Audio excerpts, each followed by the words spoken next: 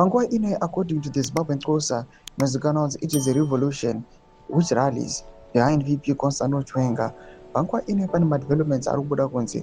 Zvikananda, they are now preparing for a referendum just because they are fearing a military intervention. Nzarapinda mashoko ari kubuda panguva ino asati ava well verified, but developments rumors ari kucirculate in the stakes of power zvoratidza kuti zvikananda panguva ino zvinyatsokuzwa kuti the move they are making, it is very, very controversial and critical. Not to subscribe or like on the bell icon.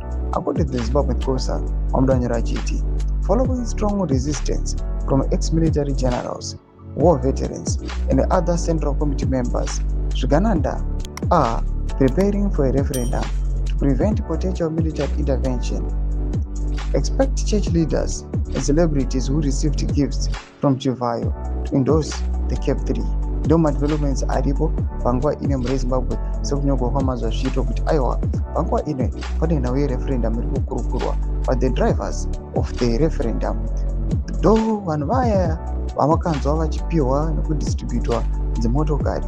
Panguva ine ndo vachaonekwa vari madrivers kana kuti mainfluencers vachapusha for the referendum. Mbotidza mafungiro enyu moti kudii pamusoro pechiriko ichi. Kuna comment section medu dzafungiro enyu, subscribe or like. Want you to turn on the bell icon.